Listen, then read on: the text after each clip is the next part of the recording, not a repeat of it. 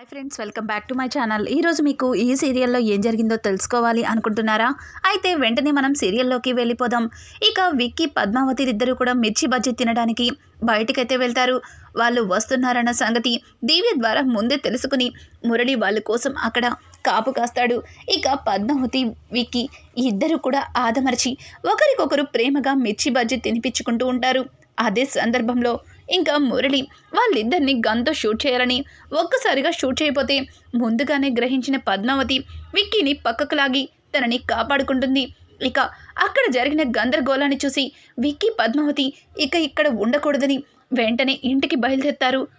పద్మావతి అయితే మనిద్దరం ఇలా బయటికి వచ్చిన సంగతి ఈ మురళిగాడికి ఎలా తెలిసింది? ఖచ్చితంగా దివ్యనే మురళికి ఈ విషయం చెప్పి ఉంటుంది అని చెప్పి ఇక పద్మావతి అయితే విక్కీతో మాట్లాడుతుంది. ఇది ఇలా ఉండగా ఇంట్లో కుటుంబ సభ్యులందరూ కూడా కూర్చుని ఇక డైనింగ్ టేబుల్ దగ్గర భోజనాన్ని తినడానికి అన్నీ సిద్ధం చేసుకుంటారు. ఇంతలో నారాయణ అయితే విక్కీ, విక్కీ, పద్మావతి అని చెప్పి వాళ్ళిద్దరిని పిలవడంతో ఇక దివ్య అయితే బాబాయ్, వాళ్ళిద్దరూ ఇంట్లో లేరు, నేను కూడా చూశాను, వాళ్ళు ఎక్కడా కనిపించలేదు, ఈ టైంలో ఎక్కడికి వెళ్ళారబ్బా అని చెప్పి ఇంకా ఒక్కొక్క రకంగా విక్కీ, పద్మావతిల గురించి మాట్లాడుకుంటూ ఉండగా ఇక బయట నుంచి విక్కీ, పద్మావతి వస్తారు. అదిగో విక్కీ, పద్మావతి వచ్చేశారు. ఏంట్రా విక్కీ, ఈ టైంలో ఎక్కడికి వెళ్ళారు అని అడుగుతుంటే దానికి విక్కీ, అది మిర్చి బజ్జీ తినాలని పద్మావతి అడిగితేను అని చెప్పి ఇక విక్కీ పద్మావతి గురించి చెప్తుంటే అరవింద అలాగే అను ఒకరికొకరు చూసుకుని నవ్వుకుంటారు. మీ పద్మావతి, నీకేమైనా కావాలి అంటే నన్ను అడగచ్చు కదా, నేను చేసి పెడతాను కదా, అసలు ఈ టైంలో ఎందుకు బయటకు వెళ్ళారు? అయినా రేపు మీకు ముహూర్తం పెట్టించాం, అంతవరకు ఇలా బయట తిరగకూడదు అని చెప్పి కుచిల మాట్లాడుతుంది. కుచిల మాటలకి ఇద్దరు ఒకరికొకరు చూసుకుని నవ్వుకుంటూ ఉంటారు. ఇక కుచిల అయితే చూడు అను, ఇక ఈరోజు వీళ్ళిద్దరూ గుమ్మం దాటి రేపు రాత్రి వరకు బయటికి వెళ్ళడానికి వీల్లేదు. ఇంకొక మాట, వీళ్ళిద్దరూ ఒకే గదిలో కూడా ఉండకూడదు అని చెప్పడంతో దానికి ఒక్కసారిగా విక్కీ, ఏమైంది పిన్ని, ఇంతకు ముందంతా మేము కలిసి ఒకే గదిలో ఉన్నాం, ఈ ఒక్కరోజు ఎందుకు ఉండకూడదు అని అంటుంటే చూడు విక్కీ, మీ ఇద్దరి మధ్యలో ఉన్న బంధం మరింత బలపడాలి అన్నా, మీ ప్రేమ ఇంకా రెట్టింపు అవ్వాలి అన్నా మీరిద్దరూ ఇక ఫస్ట్ నైట్ ముహూర్తం వరకు ఒకే దగ్గర ఉండకూడదు, అర్థమవుతుంది కదా? చూడను, నువ్వు పద్మావతిని జాగ్రత్తగా చూసుకోవాలి, రే ఆర్య నువ్వు విక్కీని జాగ్రత్తగా చూసుకోవాలి అని చెప్పి ఇక ఇద్దరికి వాళ్ళిద్దరి బాధ్యతని అప్పగించి ఇంకా సరదాగా భోజనం చేస్తూ నవ్వుకుంటూ మాట్లాడుకుంటూ ఉంటారు. ఇదంతా చూసిన దివ్య, నవ్వుకోండి, బాగా నవ్వుకోండి, ఈ ఒక్క పూటే మీరు నవ్వుకునేది, రేపు ఉదయం ఇల్లు వల్లకాడవుతుంది, తరువాత ఇక్కడ నవ్వడానికి కానీ ఏడవడానికి కానీ ఎవ్వరూ మిగలరు అని చెప్పి దివ్య అయితే వాళ్ళని చూసి ఒక రకంగా నవ్వుకుంటూ ఇక భోజనాన్ని చేస్తుంది. దివ్య చేస్తున్న ప్రతి చేష్టల్ని పద్మావతి కనిపెడుతుంది. ఈ దివ్య ఆ మురళి మాయలో పడి ఏం చేస్తుందో కూడా అర్థం కావట్లేదు. వాడు మంచివాడు కాదని దివ్యకి ఎలా అయినా సరే నేనే అర్థమయ్యేలా చెప్పాలని ఇక పద్మావతి అనుకుంటుంది. ఇంకా ఎవరి గదుల్లో వాళ్ళు పడుకుంటూ ఉండగా ఇంతలో కుచిల, విక్కీ నువ్వు ఆ గదిలోకి వెళ్ళాలి, పద్మావతి ఉన్న గదికి కాదు, వెళ్ళు పద్మావతి లోపలికి వెళ్ళు అని చెప్పి ఇక అను గదిలోకి పంపించి ఆర్యని అలాగే విక్కీని ఒక గదిలోకి పంపిస్తారు. కానీ విక్కీకి మాత్రం అస్సలు నిద్ర పట్టదు. ఇదేంటి పద్మావతి నేను వేరు గదుల్లో పడుకోవడం, ఇప్పటికే పద్మావతిని పెళ్లి చేసుకున్న దగ్గర నుంచి తనకి దూరంగా ఉండి ఎంతో బాధ పెట్టాను, ఇప్పుడు కూడా తనకి దూరంగా ఉండాలంటే నా వల్ల కాదు, ఒక గదిలో ఉండకూడదు అని చెప్పింది పిన్ని, కానీ మాట్లాడుకోవద్దని చెప్పలేదు కదా అని చెప్పి విక్కీ అయితే చిన్నగా పద్మావతి ఉన్న గదిని ఓపెన్ చేసి పద్మావతి అని పిలుస్తుంటాడు. అనుకోకుండా అనుకి మెలకు వస్తుంది. కానీ అను నిద్రపోయినట్టు యాక్ట్ చేయడంతో ఇక పద్మావతి లేచి ఏంటి సారు అని అడగడంతో బయట గార్డెన్లోకి రా అని చెప్పి ఇక పద్మావతికి సైగ చేసి బయటికి రమ్మని పిలుస్తాడు. పద్మావతి చిన్నగా లేచి విక్కీ వెనకమాలే వెళ్తుంది. ఇంకా అంతా తెలిసిన అను తనలో తను నవ్వుకుంటూ మీ ఇద్దరిని ఎంత విడతీయాలి అనుకున్నా విడిపోని బంధం మిమ్మల్ని దూరం చేయటం ఎందుకని నేను నిద్రపోయినట్టు నటించాను. అమ్మి పద్మావతి ఇలాగే ఎప్పుడు నువ్వు బావగారు సంతోషంగా ఉండాలి అని చెప్పి అను తన మనసులో అనుకుని ఇక అలా పడుకొని ఉంటుంది. పద్మావతి విక్కీ ఇద్దరు కూడా ఒకరికొకరు మాట్లాడుకుంటూ పద్మావతి చూడు, నువ్వు మిర్చి బజ్జీ ఇప్పిస్తే నా ఫోటో నాకు ఇచ్చేస్తా అన్నావు, కానీ ఇంతవరకు నాకు ఫోటో ఇవ్వలేదు. ఎక్కడా ఫోటో అని అనడంతో ఉండనీలేండి సారు, ఆ ఫోటోతో మీకు ఇప్పుడేం పని, నా దగ్గర భద్రంగా ఉంది అని అంటుంటే చూడు ఆ ఫోటో నాకు ఇచ్చేసి అని చెప్పి విక్కీ అంటుంటే లేదు సారు, ఆ ఫోటోలో మీరు చాలా ముద్దుగా కనిపిస్తుంటారు, అందుకే దాన్ని భద్రంగా నా గుండెల్లో దాచుకున్నాను అని చెప్పి ఇక పద్మావతి అంటుంటే ఏంటి ఫోటో చూస్తే ముద్దొస్తున్నానా, ఏ బయట ముద్దు రావట్లేదా, అయితే ముద్దొస్తున్నాను కాబట్టి ఒక ముద్దు ఇవ్వాలి అని చెప్పి విక్కీ పద్మావతికి దగ్గరగా ముందుకి వెళ్తుంటాడు. పద్మావతి కూడా కాసేపు విక్కీ మైకంలో పడిపోతుంది. అనుకోకుండా దివ్య అందరూ నిద్రపోయారని హడావుడిగా బయటకైతే వస్తుంది. దివ్యని చూసిన పద్మావతి ఇదేంటి దివ్యలా ఉందే, దివ్య ఎందుకు దొంగచాటుగా బయటకు వస్తుంది, అసలు ఎక్కడికి వెళ్తుంది అని చెప్పి పద్మావతి అయితే సారు ఒక్క నిమిషం ఆగండి ఇప్పుడే వస్తాను అని చెప్పి ఇక పద్మావతి అయితే దివ్యని వెంబడిస్తుంది. దివ్య వెనక డోర్ వైపు నుంచి మురళి దగ్గరికి వెళ్తుంది.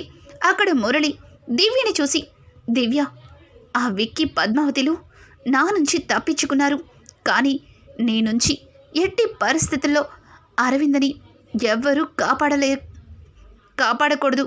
ఈరోజు ఆ అరవింద ఆ దేవుడి దగ్గరికి వెళ్ళిపోవాలి. రేపు ఈ ఇంట్లో ఆ అరవింద చావు వార్త నా చెవిలో పడాలి. ఇక నువ్వు చేయవలసింది చెయ్యని చెప్పి తన చేతిలో ఉన్న గన్ని దివ్య చేతిలో పెడతాడు. ఇంకా దివ్య అయితే ఆ గన్ తీసుకొని ఎవ్వరూ చూడకుండా తన చున్నీలో చుట్టుకొని అరవింద ఉన్న గదిలోకి వెళ్తుంది. ఇక పద్మావతి కూడా దివ్య మురళిని కలిసిన తర్వాత అరవింద గదిలోకి వెళ్ళడం గమనించి ఏంటి దివ్య అరవింద్ వదిన గదిలోకి వెళ్తుంది, ఈ నీచుడు దివ్యని ఏం చెప్పాడో, అరవింద్ వదిని ఏం చెయ్యట్లేదు కదా అని చెప్పి పద్మావతి వెళ్ళేసరికి అరవిందకి ఇంకా దివ్య గన్ షూట్ పెడుతుంది. ఒక్కసారిగా దివ్య అని చెప్పి పద్మావతి అయితే దివ్య చేయి పట్టుకుని తన చేతిలో ఉన్న గన్ని లాక్కుంటుంది. దివ్య వదులు ఈరోజు నన్ను ఎవ్వరూ ఆపలేరు అని చెప్పి దివ్య మాట్లాడుతూ ఉంటే ఇక ఒక్కసారిగా పద్మావతి దివ్య చెంప పగలగొడుతుంది. పద్మావతి అరుపులు విన్న విక్కీ గబగబా లోపలికి పరిగెత్తుకొస్తాడు. అరవింద్ కూడా లేచి పద్మావతి ఏమైంది, దివ్య నువ్వేంటిక్కడ అని అంటుంటే ఇక పద్మావతి అయితే తన చేతిలో ఉన్న గన్నుని అందరికీ చూపించి దివ్య అరవింద్ చంపడానికి ప్రయత్నించింది, సమయానికి నేను రాకపోతే ఈరోజు మన ఇంట్లో అరవింద్ ఏం జరిగేదో కూడా చెప్పలేము అని అంటుంటే ఒక్కసారిగా అరవింద దివ్య ముందుకొచ్చి దివ్య నువ్వు నన్ను చంపాలి అనుకున్నావా, ఎందుకు ఇలా ప్రవర్తిస్తున్నావు, అసలు నువ్వు నన్ను చంపడం ఏంటి, అందరితో ఇంత మంచిగా ఇంత ప్రేమగా ఉండే నువ్వు ఈరోజు నన్ను చంపడం ఏంటి దివ్య చెప్పు అని చెప్పి ఇక అరవింద్ అయితే దివ్యని అడుగుతుంది. దివ్య అవును మిమ్మల్ని చంపాలని అనుకున్నాను, నన్ను మా నాన్నకి దూరం చేసి మీరందరూ సంతోషంగా ఉంటే అది చూస్తూ నేను ఎలా ఊరుకుంటా అనుకుంటున్నారు, మీ కుటుంబం వల్లే మా నాన్న నాకు దూరం అయ్యారు, నాన్నతో సంతోషంగా ఉండే నన్ను తీసుకొచ్చి ఇక్కడ ఈ జైల్లో పడేశారు అని చెప్పి ఇక దివ్య అయితే తన మనసులో ఆ కుటుంబం మీద ఉన్న బాధని కోపాన్ని అన్నింటినీ అందరి ముందు బయట పెడుతుంది. ఒక్కసారిగా దివ్య మాటలకి ఇక పద్మావతి అయితే దివ్య చెంప చెల్లు అనిపిస్తుంది. పద్మావతి అలా కొట్టడంతో దివ్య వదినా అని అంటుంటే అవును వదిన్నే, వదిననే హక్కుతోనే కొట్టాను. వదిన అంటే కన్న తల్లితో సమానం. బిడ్డలు తప్పు చేస్తే తల్లి ఆ తప్పుని సరిదిద్ది బిడ్డల్ని దారిలో పెట్టాలి. అందుకే నువ్వు తప్పు చేసావు కాబట్టి దాన్ని సరిదిద్దడానికి ఎన్నిసార్లు ప్రయత్నించాను. కానీ నువ్వు మాటలతో చెప్తే వినే రకంలా లేవు. అందుకే నిన్ను కొట్టవలసి వచ్చింది. అసలు ఇదంతా ఆ మురళిగాటి ట్రైనింగే కదా అని అంటుంటే, లేదు బావ చాలా మంచివాడు. బావ మీలా కాదు, నన్ను అర్థం చేసుకున్నాడు. నా బాధని తన బాధ అనుకున్నాడు. నా కష్టాన్ని బావ తన కష్టంగా భావించి నా సంతోషం కోసమే ఇదంతా చేస్తున్నాడు అని అంటుంటే, నోరు మోయి దివ్య, ఏం మాట్లాడుతున్నావో నీకు అర్థమవుతుందా? అసలు వాడు ఎంత మోసగాడో నీకు తెలుసా అని అంటుంటే, మీరెన్ని చెప్పినా సరే నా బావ ఎప్పుడు అట్లాంటి వాడు కాదు అని చెప్పి ఇక దివ్య అయితే పద్మావతిని అలాగే అక్కడ ఉన్న వాళ్ళందరినీ ద్వేషిస్తూ మాట్లాడుతుంది. ఒక్కసారిగా దివ్య మాటలకి ఇక అరవింద్ అయితే దివ్య ముందుకు వచ్చి, దివ్య నువ్వు నాన్న మా వల్ల చనిపోయారు అని అనుకుంటున్నావు, కానీ నాన్న చనిపోవడానికి కారణం తన ఆరోగ్య సమస్య. తనకి ఆరోగ్యం బాగోకే మనందరికీ దూరమయ్యారు. కానీ ఆయన చనిపోతూ సంతోషంగా చనిపోయారు. మనందరం కలిసుంటామని ఎంతగానో ఆశపడ్డారు. కానీ నువ్వు మాతోనే ఉంటూ ఇట్లా ప్రవర్తిస్తున్నావు. నిన్ను చూస్తుంటే నాకు జాలేస్తుంది. ఆ మురళిగాడి మాయలో పడి ఏదేదో చేస్తున్నావు అని అంటుంటే, చూడక్క, బావా నన్ను ప్రేమిస్తున్నాడు, నన్ను పెళ్లి చేసుకుంటా అన్నాడు, నన్ను మహారాణిలో చూసుకుంటా అన్నాడు అని అంటుంటే, పిచ్చిదానా, వాడి మాటలు నమ్మి నువ్వు ఇట్లాంటి పిచ్చి పనులు చేస్తున్నావా? ఒకప్పుడు అరవిందని అలాగే మహారాణిలా చూసుకుంటానని కాదు ఏకంగా రానమ్మ అని పిలుస్తూ నెత్తిన పెట్టుకుని చూసుకుంటానని మా అందరినీ నమ్మించాడు. కానీ వాడి అసలు రంగు పద్మావతి వచ్చిన తర్వాతే బయటపడింది. వాడు అరవిందని అడ్డం పెట్టుకుని పద్మావతి జీవితంతో ఆడుకోవాలని ఎంతగానో ప్రయత్నించాడు. వాడు కేవలం అరవిందని ఆస్తి కోసమే పెళ్లి చేసుకున్నాడని పద్మావతి వచ్చిన తర్వాతే అర్థమైంది. ఇప్పుడు కూడా వాడు నిన్ను అడ్డం పెట్టుకుని ఈ కుటుంబాన్ని నాశనం చేసి ఈ ఆస్తిని తను సొంతం చేసుకోవాలని చూస్తున్నాడు అని అంటుంటే, లేదు బావా నా కోసమే ఇదంతా చేస్తున్నాడు, బావకి నేనంటే చాలా ఇష్టం అని అంటుంటే, ఇక పద్మావతి, సరే నువ్వు ఎంత చెప్పినా వినిపించుకోవట్లేదు, కానీ ఆ మురళిగాడి నిజస్వరూపమేంటో నీకే తెలుస్తుంది. నేను చెప్పింది చెప్పినట్టు చెయ్యి. అప్పుడు ఆ మురళి అసలు నిజమేంటో బయటపడుతుంది. ఒకవేళ నువ్వు చెప్పినట్టుగానే ఆ మురళి నిన్ను ఇష్టపడుతుంటే మేమే దగ్గరుండి పెళ్లి జరిపించి ఈ ఆస్తిని నీ పేరుకి మారిపిస్తాం. నీ సంతోషమే మా సంతోషం అని చెప్పి పద్మావతి చెప్పడంతో ఇక దివ్య సరే అన్నట్టుగా తల ఊపుతుంది. ఉదయాన్నే దివ్య మురళి ఉన్న ప్లేస్కి వెళ్తుంది. ఒక్కసారిగా మురళి దివ్యని చూసి, దివ్య వచ్చావా? నీకోసమే ఎదురు చూస్తున్నాను. నిన్న ఏమైంది? ఆ అరవింద సచ్చిందా? ఆ ఇంట్లో ఏడుపు గోల వినిపిస్తుందా? అంత మంచి శుభవార్త అక్కడే ఉండి ఫోన్ చేసి చెప్పాల్సింది.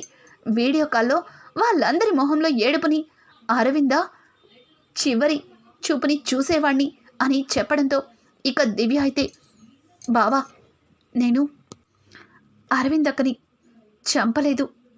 తనని చంపి ఆ పాపకి తల్లి లేకుండా చేయాలని అనిపించలేదు. అందుకే అరవిందక్కని వదిలేశాను. బావా మనకి ఆస్తులేం వద్దు బావా. నువ్వు నన్ను పెళ్లి చేసుకో బావా. మనిద్దరం ఎక్కడికైనా దూరంగా వెళ్ళి సంతోషంగా ఉందాం. ఇక వీళ్ళ గురించి వదిలిపెట్టు అని అంటుంటే, ఏయ్ నీకేమన్నా పిచ్చా? నువ్వేంటి ఇలా మాట్లాడమేంటి? అసలు నా దగ్గరికి దివ్య ఎలా వచ్చింది? ఆ కుటుంబం మీద ఎంతో ద్వేషం పగతో వచ్చింది. కానీ ఇప్పుడు నువ్వు ఆ కుటుంబం మీద జాలి పడుతున్నావా? అసలు వాళ్ళ వల్లే మీ నాన్న చనిపోయింది అని అంటుంటే, లేదు బావా, నాన్న వాళ్ళ వల్ల చనిపోలేదు.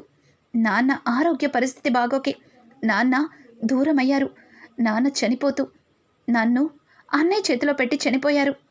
నేనే వాళ్ళ ప్రేమని అర్థం చేసుకోక వాళ్ళది చాలా రకాలుగా ఇబ్బంది పెట్టాను.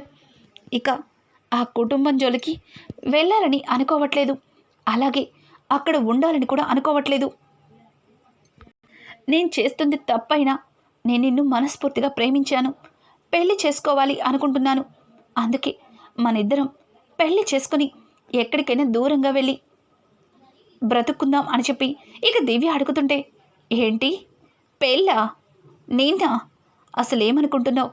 నా రేంజ్కి నిన్ను పెళ్లి చేసుకోవడం ఏంటి? అసలు నేను నిన్ను వాడుకుంది ఆ కుటుంబం మీద పగ తీర్చుకోవడానికి. నిన్ను అడ్డం పెట్టుకొని ఆ కుటుంబాన్ని నాశనం చేయాలని, ఆ కుటుంబాన్ని మట్టు పెట్టాలని అనుకున్నాను. అంతా జరిగిన తర్వాత మొత్తం నీ మీదకి తోసేయాలి అనుకున్నాను. కానీ నువ్విలా అడ్డం తిరుగుతావని అస్సలు అనుకోలేదు. అయినా నీలాంటి దాని మీద నమ్మకం పెట్టుకొని ఇంకా నేను నువ్వేదో చేస్తావని ఎదురు చూడటం వృధా. ఇక నేనే రంగంలోకి దిగుతాను. అంతవరకు నువ్విక్కడి నుంచి ఎక్కడికి వెళ్ళడానికి వీల్లేదు అని చెప్పి దివ్యని బలవంతంగా అక్కడ ఉన్న ఒక గదిలోకి తీసుకెళ్ళి పెట్టబోతూ ఉంటే ఇక దివ్య అన్నయ్య వదిన అని గట్టి గట్టిగా అరుస్తుంది. ఇక విక్కీ పద్మావతి ఇద్దరూ కూడా అక్కడికి వెళ్ళి కొంతమంది పోలీసులతో మురళిని అరెస్ట్ చేపిస్తారు. మురళి అయితే, ఏయ్ అందరూ కలిసి ప్లాన్ చేసి నన్నే అరెస్ట్ చేపిస్తున్నారు కదూ, చెప్తా మీ అందరి పని చెప్తా. నేను బయటకు వస్తే ఎవరిని ప్రాణాలతో వదిలిపెట్టను అని చెప్పి ఇక మురళి నోటికి వచ్చినట్టు వాగుతుంటే పోలీసులు, ఏయ్ నోరు మూసుకొని పద అని చెప్పి మురళిని బలవంతంగా ఈడ్చుకెళ్తారు. ఇక దివ్య అయితే విక్కీని హక్ చేసుకుని, అన్నయ్య నన్ను క్షమించండి, నేను చాలా పెద్ద తప్పు చేశాను. నాన్న తర్వాత అంతటి ప్రేమని అందించిన నిన్ను అర్థం చేసుకోలేకపోయాను. వదిన అమ్మ స్థానంలో ఉండి ఎన్నో రకాలుగా నాకు తన ప్రేమని అందిస్తూ నేను చేసే తప్పులని సరిదిద్దుతూ మీ అందరి ముందు నన్ను మంచిగా చూపించడానికి ఎంతగానో ప్రయత్నించింది. కానీ నేనే ఈ నీచుడి మాటలు విని మిమ్మల్ని బాధ పెట్టాను, నన్ను క్షమించండి అని చెప్పి ఇక దివ్య అయితే వాళ్ళ కాళ్ళ మీద పడి వాళ్ళకి క్షమాపణలు అడుగుతుంది. ఇక రానున్న ఎపిసోడ్స్లో మురళి అరెస్ట్ అయ్యాడు. అలాగే దివ్య తన తప్పు తెలుసుకుంది. ఇక విక్కీ పద్మావతి ఒక్కటవ్వడం మిగిలింది. అలాగే అను కూడా తల్లైతే చాలా బాగుంటుందనిపిస్తుంది కదా. రానున్న ఎపిసోడ్స్ మరింత ఇంట్రెస్టింగ్గా మారిపోతుంది. ఈ వీడియో మీకు నచ్చినట్టయితే లైక్ చేసి సబ్స్క్రైబ్ చేసుకోవడం మాత్రం మర్చిపోకండి. Thanks for watching. Hi friends, welcome back to my channel. ఈరోజు మీకు ఈ సీరియల్లో ఏం జరిగిందో తెలుసుకోవాలి అనుకుంటున్నారా? అయితే వెంటనే మనం సీరియల్లోకి వెళ్ళిపోదాం. ఇక విక్కీ పద్మావతి ఇద్దరు కూడా మిర్చి బజ్జీ తినడానికి బయటకైతే